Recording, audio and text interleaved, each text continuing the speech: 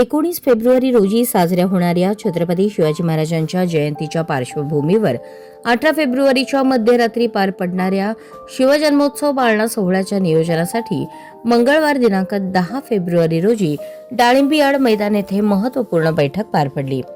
आई तू जिजाऊ हो ही यंदाच्या वर्षीची संकल्पना. त्यामुळे पाळणा सोहळ्यात राष्ट्रमाता जिजाऊंच्या पारंपरिक वेशभूषेत सहभागी होण्याचा निर्धार उपस्थित महिलांनी व्यक्त केला. बैठकीत जिजाऊ पाळणा सोहळ्याचे स्वरूप, कार्यक्रमाची रूपरेषा, शिस्तबद्ध आयोजन, वेळेचे नियोजन तसेच महिलांचा सहभाग यावर सविस्तर चर्चा करण्यात आली. उपस्थित महिलांनी यंदाही राष्ट्रमाता जिजाऊंच्या वेशभूषेत सोहळ्यात सहभागी होण्याचा निर्धार व्यक्त केला. प्रतिवर्षाप्रमाणे यंदाही हा सोहळा भव्य, शिस्तबद्ध आणि प्रेरणादायी पद्धतीने पार पाडण्याचा एकमुखी निर्णय बैठकीत घेण्यात आला.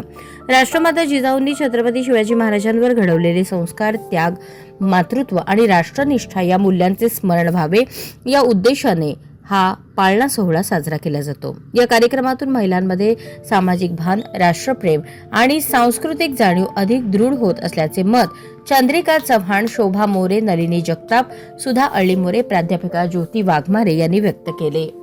बैठकीदरम्यान महिलांनी कार्यक्रमाच्या यशस्वीतेसाठी आपापली जबाबदारी स्वीकारत स्वयंसेवी सहभाग नोंदवला.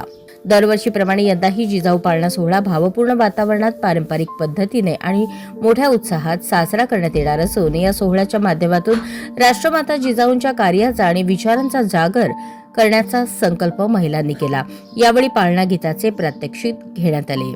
बैठकीचे प्रास्ताविक कार्याध्यक्ष उत्तरा बर्डे यांनी केले तर प्रास्ताविक चारुशीला जगदाळे यांनी केले. बैठकीस मध्यवर्ती महामंडळाचे ट्रस्टी अध्यक्ष पद्माकर काळे, उत्सव अध्यक्ष जयवंत सलगर, श्रीकांत घाडगे, राजकुमार काकडे, संजीवनी मुळे, श्रीकांत डांगे, नगरसेवक शिवाजी वाघमोडे, माजी उपमहापौर सुषमा घाडगे, निलिमा शितोळे, अर्चना बर्डे, रेश्मा घुले, उज्ज्वला साळुंखे, सुनंदा साळुंखे उपस्थित होते.